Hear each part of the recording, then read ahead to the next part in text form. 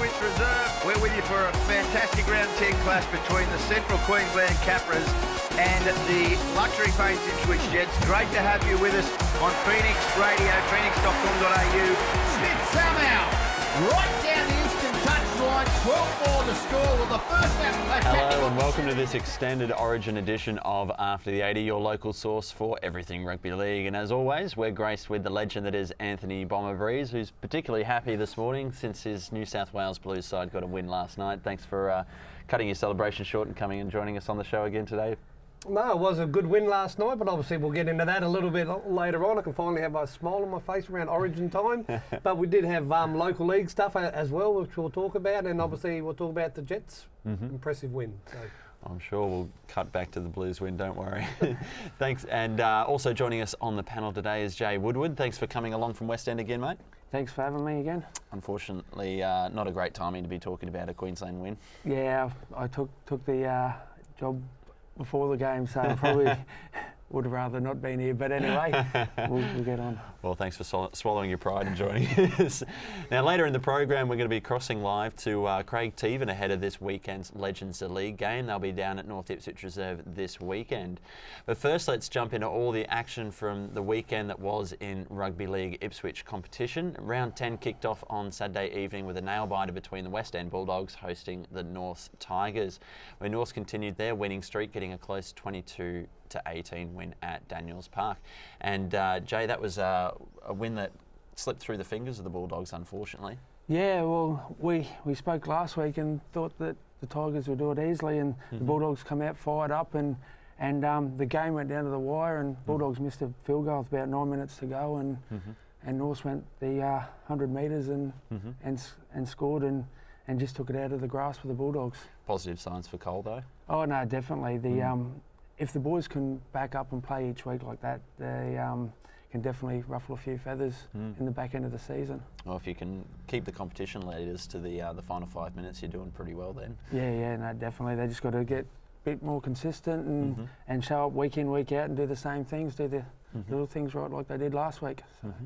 And across the park on Sunday, there was a late surge from Brothers that saved them against the Eastern Cobras, who looked like they might have even gotten on top as well. Yeah, well, I was down there in the first half there. The Cobras played some very good football, went in the half leading 12-6, and they scored just after half-time to make it 18-6. But we had a period of about 15-18 minutes. Brothers raced in 6 converted tries, and score just blew out. I think they just got a little bit tired towards the end of the game there, and probably a bit like West End there. They just got to learn how to play for the 80 minutes there, and once they will, obviously a win will come for West End, and obviously the Cobras will spring a few more upsets before the end of the season as well. So.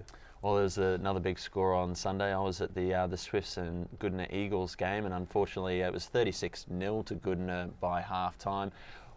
Good news for Laurie after their loss against Fassifern last week to respond that way, but unfortunately not such good news for Stephen O'Connell for Swifts in the first half. Oh, well, obviously Laurie, he would have been livid after the week before going at the Fassifern there and getting touched up. So obviously they had a few home troops, I'm sure, at training there, and Swifts were a little bit down on troops too. Their front row, 2 front rows, and Telly's been probably one of the form front rows of the competition. So if your front rowers are not there doing the hard stuff, it makes it hard for the back. So, but I'm sure Steve-O, once he gets them back, they'll be back up there. They beat Brothers the week before at Brothers, so. Yep. Still impossible to tip, isn't it? We've had Goodna go down to Fassifern, Swifts take over the win of Brothers, and then reversed it the next week. It's a great news for the competition though to have those kind of seesawing kind of results. It is. It's a good competition at the moment. It's a lot closer, and you don't know week in, week out who's going to tip the scales and win. Well, as we see, it's pretty tight in the current ladder position, with North Tigers and the Goodna Eagles leading the way on 24 points each. Fassifern only 1 point behind, and they still have a game left to play against the Eastern Cobras, and based on their current form, you'd imagine that they'd get that win as well, which would lift them to number 1 position at this point in time. I believe that game will be played in the next couple of weeks over the Ipswich Cup weekend, and Swiss Bluebirds rounding out the top 4 in 22, Eastern Cobras on 17, West End Bulldogs on 14 points, and we've had a bit of movement with Brothers Ipswich docked 9 points throughout the week. through the judiciary panel, and that's dropped them down to last place. And Bomber, does that put them out of contention, or there's still enough time? Oh, I think there's still enough time for them there. They're a professional team. I'm sure Paddy has spoke to them down there about what they need to do now, and obviously they've got to just apply themselves a bit more now and win all the home games. They've obviously got to win a majority of their away games too, because 9 points is basically 3 wins away. So it's going to make it very hard for them, but I wouldn't write them off just yet. So. And they come up against one of the teams just above them in the West End Bulldogs this weekend. I guess this is a game that Brothers will be fired up to win after losing those points. Yeah, definitely at home too. They, if they want to make it back to the finals, they're going to probably have to start getting the ball rolling straight away. They can't afford to drop any, but the Bulldogs are probably going to have a little bit of confidence after taking North all the way to the end too. So hopefully it's a good, close tussle and Bulldogs get up. No bias there at all from the man in the Bulldogs jersey. Well, now to the Intrust Super Cup, and it kicked off on Saturday afternoon with the Ipswich Jets getting a 30-18 win over the winner Manly Seagulls at North Ipswich Reserve. The game was brought to you live via the Phoenix Media Hub by all the hard-working students here at USQ, and it was a fierce contest between these two teams, with the Ipswich Jets going into the half-time break with a 14-12 lead. With the help of Michael Purcell getting a hat-trick early in the second half to help to secure the win for the Ipswich Jets. And Bomber, the Jets are just 1 point off being in the top 6. Based on their current form, do you think they're ready to start playing some finals football? Well, the last couple of weeks there, obviously the PNG game aside there, they have looked really good, and winner Manly, they had a fair side as well. They went through their pack. They had a lot of experience there. So, but for the Jets there, the last few weeks they have been in form. Obviously, like I just said, the PNG game there, which wasn't a bad game for them there. But so I'm sure over the next few weeks there they can keep the momentum rolling. And well, you can't underestimate the Hunters at the moment. They're top of the table for a good reason. And going into that game, the Jets were on a four-game winning streak, and they've got straight back onto their winning ways. So I guess the big test will be against the Sunshine Coast Falcons this weekend. Well, obviously Sunny Coast are second on the ladder, so it's obviously a big game for the Jets. So they'll be looking to this man to score a few more tries like that. He's now second in the QRL's try-scoring list, as we see Husky put through a break here and give Michael his second, I believe, for the game on Saturday. He's just got so much speed, Jay. Is it hard to catch the kangaroo catcher? Yeah, mate. He's got footwork, speed. He's one of the best finishers in the game, and he takes a bow to the crowd. He there. does. You find open space, and every Jets player's looking for him, aren't they? Here again, they're putting him away down the sideline. He's only slightly built, though. It doesn't seem to be holding him back. No, well, the Jets, they don't always pick the biggest guys, and he'll pop up in the middle of the field, he'll pop up on the edges, he'll pop up anywhere. So he's just looking for that offload, bit of broken play, and like you said, footwork and speed is hard to get a handle on. Well, the Jets do create a lot of broken play, don't they? And it's, I guess, for a player that guy, for Michael's size, he's probably in the best team that he could be. Yeah, 100%. He fits their mould, the football they play, and that's why Ben and Shane would have him there. And working under Wes Conlon, do you think that's brought him out? Because he's only played just over a season with the Jets now in the Intrust Super Cup. Do you think having an experienced player like Wes alongside him's helped him grow? Wes is great with all them young fellas, and is always a lend an ear and a mate, and they all look up to him, and I'm certain he's a big influence on why Purcell's playing the way he is. Well, on to the second game in focus this week, and it was a big 21-4 win that the Tweed-Head Seagulls had over the Redcliffe Dolphins. It's only the Tweed-Head's second win of the season, and it was surely the upset of round 12, taking over the competition leaders in Redcliffe. Bomber, I know Redcliffe, the Dolphins had a few players out which were called up into the Brisbane Broncos ranks against the New Zealand Warriors that week. But do you think that had too much of an effect on the game? Well, obviously it did by the result there. Maybe the Tweedhead boys thought they're on TV, so they better put a show in. So if they're on TV every week, they might go all right. But obviously, like you said, Tom Opacek and Jonas Pearson missing for Redcliffe there. But you wouldn't have thought Redcliffe, like it wasn't their halfback that they were losing, even though Benji is there. Benji hasn't played for Redcliffe for weeks, so So yeah, but obviously Redcliffe obviously need to regroup there. This was probably a win that they had marked for an easy 2 points for them. So, but it wasn't to be. And it gives the PNG Hunters the top of the table position at the moment. It was a bit of a surprise, I guess, after how consistent Redcliffe have been, and in terms of player depth, they've probably got the best in the business. Yeah, well, that's it. Redcliffe are always like that.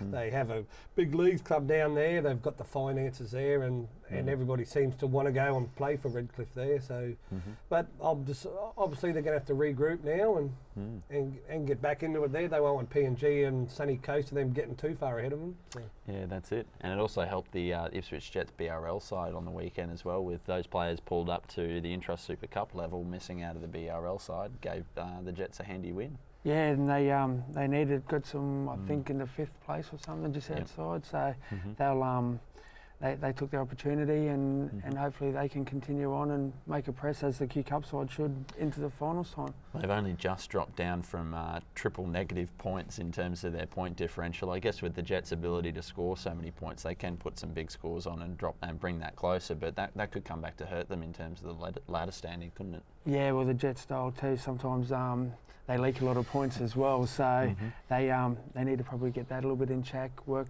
on their defence, especially on that Fog side, and make a play to get to them finals. And when finals football starts, the Jets seem to find their own there.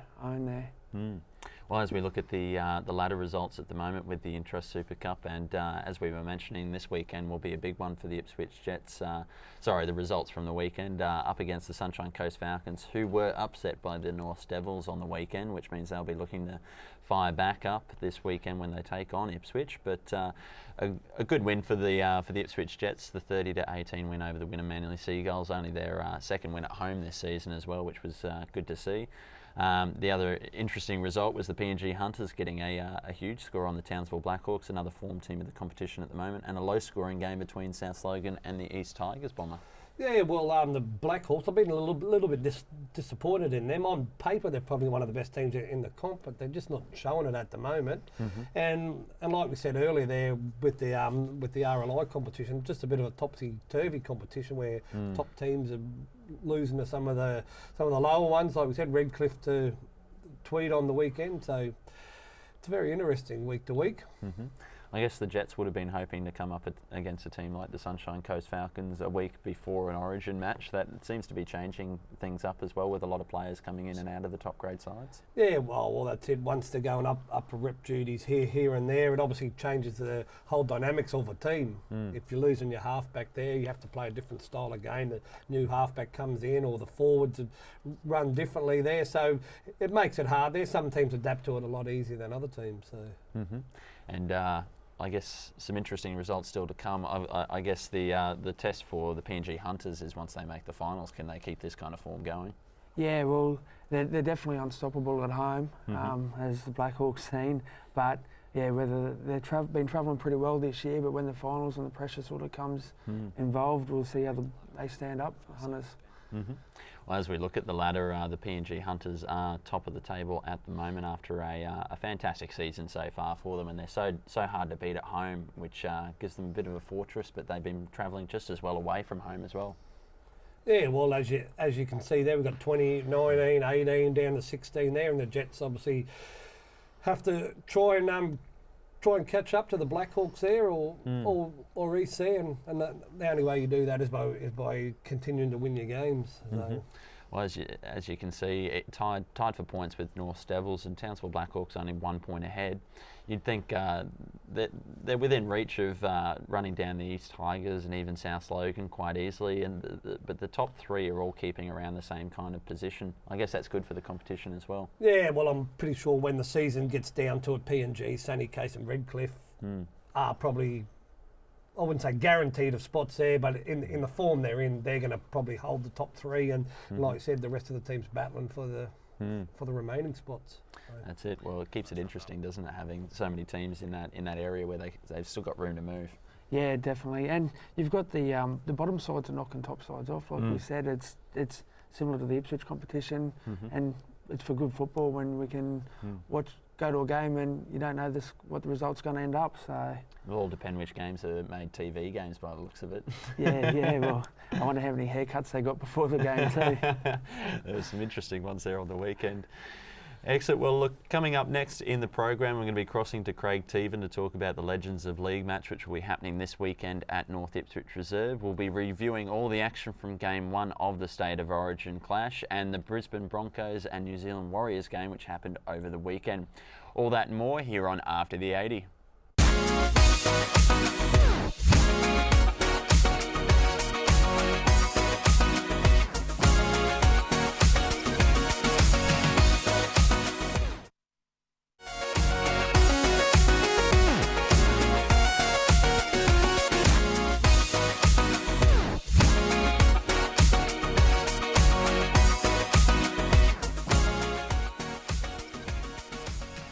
Welcome back to After the 80, your local source for everything rugby league, and we are now joined by Nathan Blacklock at the Redbank Plains State High School to talk about the Legends of League match happening this weekend at North Ipswich Reserve. Let's cross now to Nathan down at Redbank Plains, mate. I understand you're doing a bit of a school visit. It's one of 4 school visits you're doing here in Ipswich. Can you tell us what you're doing there today? Yeah, you're right. Come in, have a yarn to the school kids, just about choices, making the right choices growing up, making the correct choices, and also speaking to them about the effects of bullying as well. So we're trying to get that message across. And I guess this is a good time to be coming out with Origin time as well. Football, rugby league's right in the centre of everyone's minds at the moment. Have you got some Blues and Queensland supporters there in the students today? I think you're all Queenslanders. I think I'm the only Blue supporter here, mate. Well, it's a good day for you then. I guess you're not mobbed if it was a Queensland win last night. Yeah, they did it to me, but I don't like chuck a bit of a ribbing in now and again. So. And are you excited for Legends of League this weekend? I understand you're doing a signing at Riverlink on Saturday morning from 11 a.m. until 11:45, and then it's all the action is happening at North Ipswich Reserve on Saturday night. Yeah, I think it's great concept they've had with the Australian guys. We get to play the local legends around the Ipswich area. We also get to play with players I've actually watched, like Cliffy Lyons, Peter Gill, players that they've played at the high level of football. So it'd be a good night out there playing. And it's not the first time you've done this, but with the local Ipswich All Stars team as well, adds a bit of spice to the contest, doesn't it? Yeah, it does. They all want to be 5'8" these days. As you get older, you're a 5'8", so there is probably some ball handling errors about, but hope we can make a fun night for them all. Can we expect to see a lot of interchanges, especially with the Ipswich team? Oh well, I think they got 30-something players, so you'd expect that, wouldn't you? We're just too many stars to fit into one team, so we'll have to go through them all. Yeah, absolutely. So no, it's great to see these guys come on board, and they're happy to do it and put the boots back on for one more time. And for yourself, I guess, Nathan, is it still really pleasing to be around the game through initiatives like this as well, and still being part of the community through something like this? Yeah, it is. It's great to come into different communities. I do a lot down New South Wales, but it's great to come up around these communities, speak to the young kids. Just do what we can to help the community, put back in the community. So yeah, it's just good concept to be around.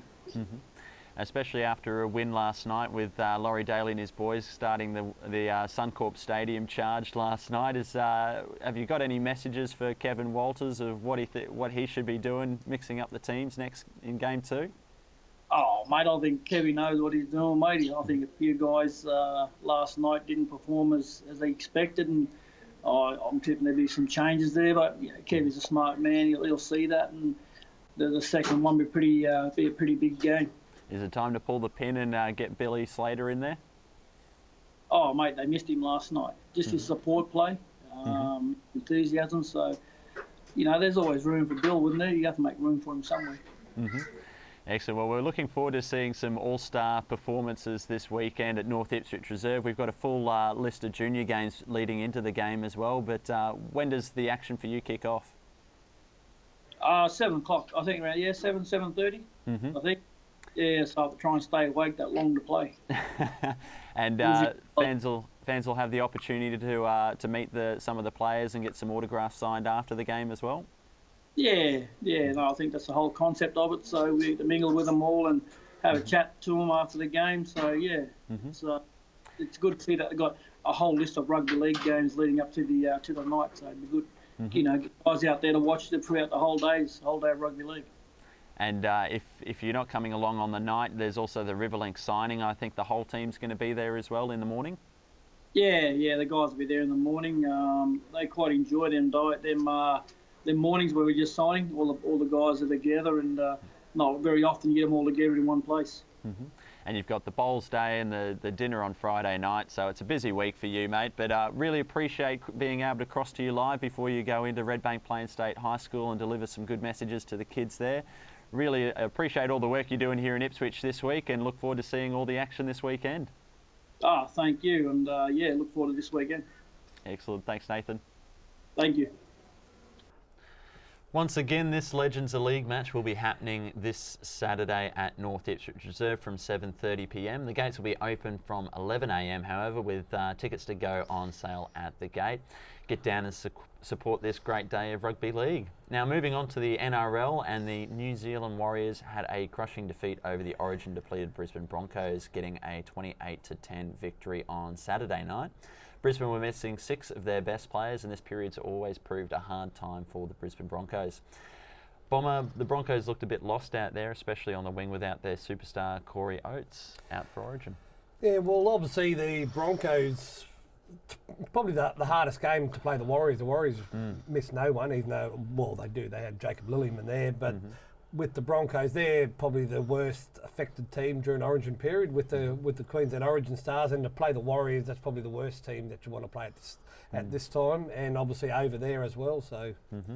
Well, the Warriors haven't been in great form so far this season. A lot of question marks about their ability and on this man, Sean Johnson, but he put them to bed against the Brisbane Broncos, unfortunately. Yeah, it was Sean Johnson of old, wasn't it? He was devastating, and the baby Broncos didn't have answers for him. It's always a tough period for the Broncos traditionally, but I guess some of their younger players have really stepped up this season, so you wouldn't have been wrong to expect a little bit more from them in this game. Yeah, no, well, like I said, the Warriors haven't been travelling that well, and the Broncos have been going good, and they got over there to New Zealand, and the Warriors put a show on, and the Broncos weren't ready for it. I mean, this has been a little bit of a master plan from Wayne Bennett, bringing in Benji Marshall, into the halves, and this is the period where he really needs to shine. They always knew they were going to miss someone in the halves, whether it was going to be Ben Hunt or Anthony Milford, and this was his opportunity, but didn't really go the way that he was hoping. No, well, Benji didn't have that bad a game there, and obviously Ben Hunt, he was back from injury there, but Brisbane, they just looked a bit flat, a little bit disjointed there, but the Warriors, it's probably played the Warriors back into form, so...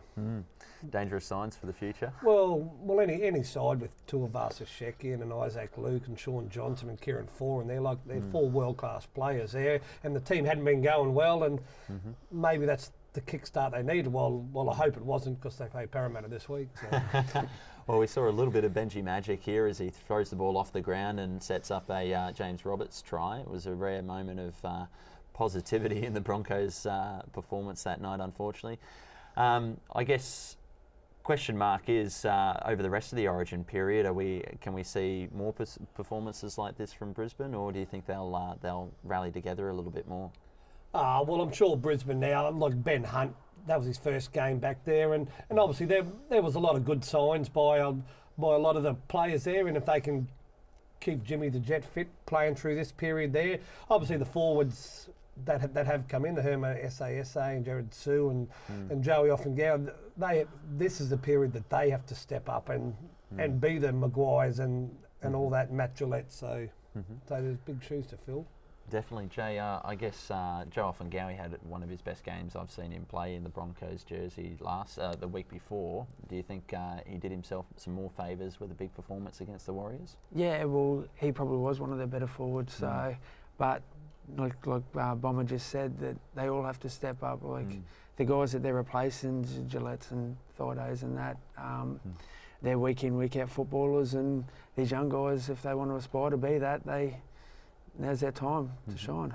Does seem to be a period. I mean, we probably go on about it every year that this happens, but it is a period that kind of disadvantages the team that has a lot of representative players, isn't it? Well, you take 6 players from any side and 6 of the best players from any side especially, and they're going to struggle. But that's the price the Broncos pay. They've been doing it for a long time, and Bennett's been through it many times before, and he'll come up with a plan. I'm pretty sure that they'll be stronger the next couple of games too. So. Well, we saw some of the effects after the weekend in State of Origin, which kicked off last night at Suncorp Stadium, where the New South Wales Blues got a 1-0 lead in the first game of the 2017 series. The Blues got off to a flying start, with Maloney getting a try in the 6th minute, and Mitchell Pearce went on to get a 40th minute try to take the Blues into half-time with a 12-4 point lead.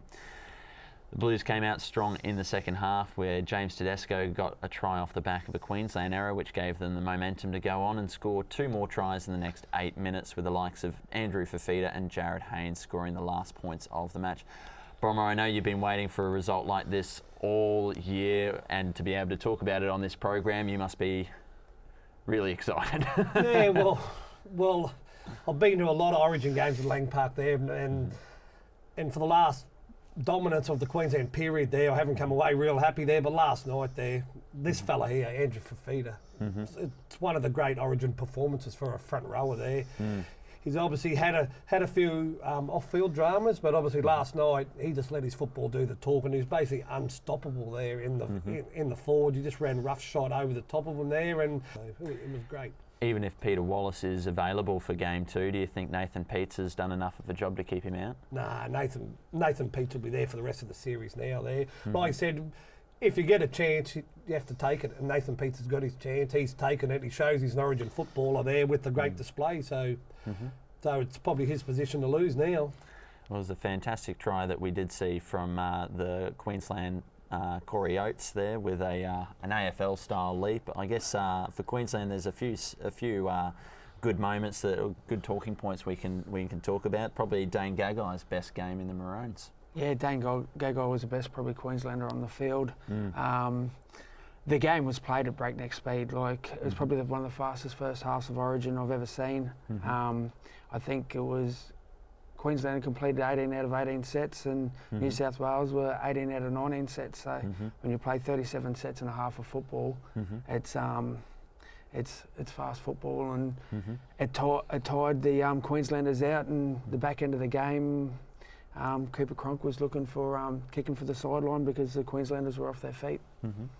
And we did lose both of the playmakers for both sides in one swift move, both from Queensland defenders. Corey Oates taking out his own Brisbane Broncos teammate in Anthony Milford, and Will Chambers taking out Mitchell Pearce as well, but didn't change the game too much. I guess for Queensland as well, the big talking point going into the game was whether or not Anthony Milford had the defensive ability to stand up at Origin level, but I think he put those questions to rest. Yeah, Anthony Milford was probably a shining light on the Queensland side too. I think he was solid enough in his game. He's not Jonathan Thurston, but he definitely did enough to prove that he's up to Origin standard of football. And Bomber, whether or not it's Billy Slater or if it's Darius Boyd lining up at fullback for Queensland, they know they're going to be up against a superstar in James Tedesco, who had a blinder. Yeah, well, that's it. That was his first game. You wouldn't have thought. He looked like he was an experienced man out there on the park there, but that was his first game, and obviously we see a try from Hayne there. He's played 21 of these games, so so it was very good. So, Did you like the celebration from Jared Hayne afterwards? Was it? No, everyone knows what Jared like. He's a showman there. If you're from New South Wales, you love it. If you're from Queensland, you probably think he's a bit of a lair, but he produces on the big stage and at Origin level there, and he did it again last night. So. And man of the match for you? Oh, Fafita was by a mile. Yep. So he was the best forward on the field. Tedesco was probably the best back on the field, and like Jay said earlier, Dane Gagai was probably Queensland's best. Jay, would you agree with that? Yeah, For both sides? Yeah, exactly. For Feeder, he that offload he's got, you have 3 or 4 guys on him and can slip someone up the middle of the field. I think New South Wales attacked Queensland's middle, and that's where they worked them over. Previous years, New South Wales always tried to go around Queensland, and they weren't ready for them to turn back on the inside or up the middle, and that's where they hurt Queensland. That's where they're going to have to regroup and strengthen. Where do you see predictions for Game 2? Do you see some big changes in the team list for either side, and do you see a change in the results for Game 2?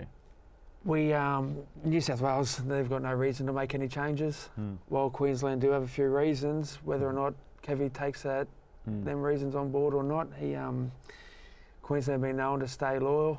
I'm sure there'll be 1 or 2 changes, but I don't expect there to be a big reshuffle of that Queensland side.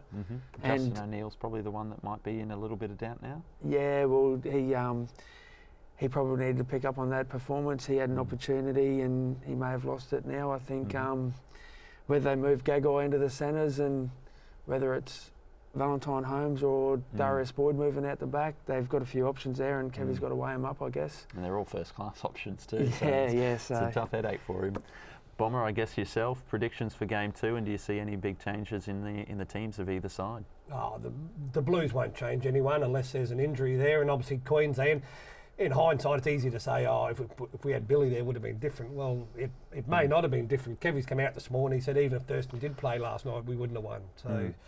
But obviously Thurston is a big loss there. If Thurston comes back in for the next one there, and if they decide for Billy there, and maybe Jared Wallace, I'm a big fan of Jared Wallace in the forward. Maybe he comes in for either a Nat Miles or something. So it'll be interesting, but I'm sure you're pegging for another Blues winning Game 2.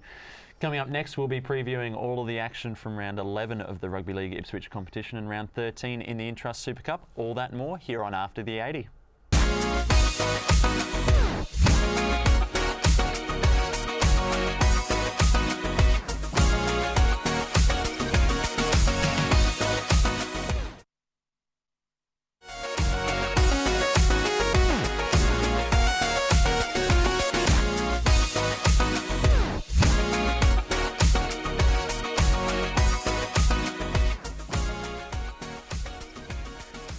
Welcome back to After the 80, your local source for everything rugby league. And round 11 of the Rugby League Ipswich competition will kick off this Saturday afternoon with the Goodna Eagles hosting the Eastern Cobras at Woogaroo Field. Goodna are tied on 24 points with the North Tigers, who have a bye this weekend. And Bomber, do you think the Eastern Cobras have what it takes to upset the reigning premiers this weekend? No, I don't actually. I watched Cobras last week. Like I said earlier, they were very good for half the game, probably 3/4 of the game, but obviously good to flex their muscle there. Got a couple of more add-ons there now, and obviously this is their Indigenous game down there at Woogaroo Field there, so they always get a big crowd for this game as well. So, if the Cobras are going to put a performance in like last week, in the last 20 minutes, I can see Goodness steamrolling them, to be honest. But you never know with the Cobras there. They showed a lot of good signs last week. And then on Sunday, the first game of the day is the Brothers Ipswich hosting the West End Bulldogs. And we talked about this earlier in the show as well, Jay. But this is one for both sides that they'd like to see a V next to their name. Yeah, no, definitely. The Bulldogs have got to find that elusive win. And if Brothers are going to play finals football, now that they're on the bottom of the ladder, they're going to have to step it up. I think the third game could be the interesting one, though. They had a fire encounter last time, and it'd like to be a fly on the wall in the dressing sheds before the games, because I think both coaches will have them fired up for this one. Yeah. Well, I guess they both need this one as well. I mean, they're both sitting quite close to each other on the top of the table. They'd like to get up over each other. Yeah, no, definitely, and there's no love lost there at the moment, so it could be an interesting game. I guess for Swift's big inclusion would be having Telly back as well. They definitely missed him last week, didn't they? Yeah, no, definitely. He's probably the form prop of the competition, and Swifts without him aren't that massive a side. I know Harold had a good game last week, and Vassafern will be looking to shut Harold down, so it might leave a bit of an opening for Tully to run amok out there. Well, as you said, it's always a fiery encounter between these two teams this season, so we'll see what happens on the weekend.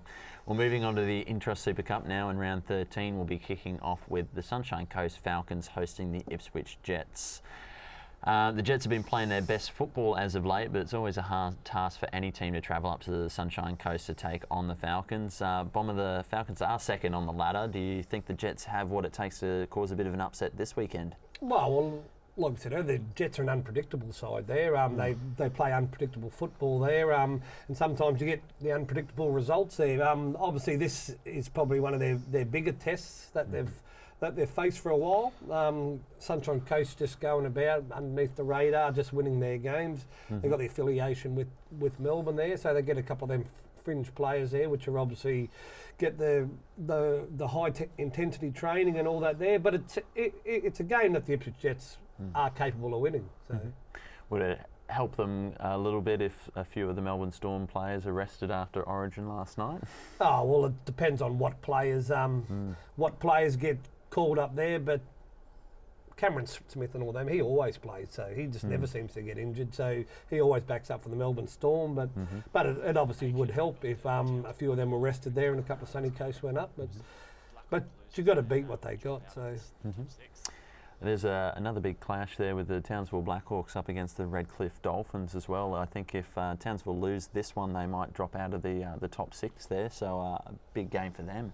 Yeah, no, definitely both sides coming off a loss now too, so they'll both be looking to get back into the winning circle, and even the North Devils, PNG Hunters, Norths are probably another side that's sort of flying under the radar, and PNG's travelling over here, and Bashup Park's always a hard place to play football, so that could be an interesting game down the bottom as well. Well, they did the business over the Falcons last week, the North Devils, so they've definitely got it in them to cause some upsets, don't they? Yeah, so and then they're that borderline of 6th position, so they need to find some wins as well. They don't want to drop too many games themselves.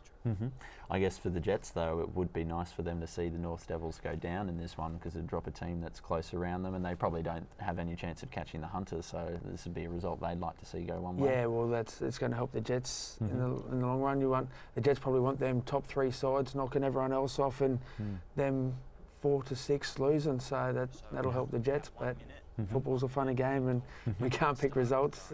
So we'll see. Is this the point of the season where you start looking at those other game results, though, and starting to hope one way or the other, or take a bit of form from those? You hope that you can control your own destiny, but when you're sort of sitting around that 6th, 7th, 8th sort of position, you do need to rely on them results, and the Jets are there at the moment, and as much as Ben and Shane probably want to rely on their own things, they're still going to have to look around at who else is having wins and losses, losses. Well, they say that every week, that they'll be looking after their own backyard, but it also does come down to what happens around it. Bomber, I guess after the Jets getting their second home win last weekend, that's a confidence booster for them? Yeah, well, that's it. They are starting to hit a bit of form now, and like Jay said there, to move up the ladder, you've just got to win your game. You've got no say in what happens with them other games there. As long as you keep winning, you keep moving up the ladder there. Because obviously somebody has to lose above you. So like I said, you're the master of your own destiny there. Win your games, and if you make it there, if you keep winning your games now and you don't make it, well, obviously you can pinpoint an area early in the season where a couple of games got away that you should have won. And well, hopefully it's the Jets' way this weekend up against the Sunshine Coast Falcons. That's all from us here today at the desk. Thanks for Jay and Bomber joining me on the desk again after a huge week of football with the Origin week kicking off. Thanks, guys. Back to you guys.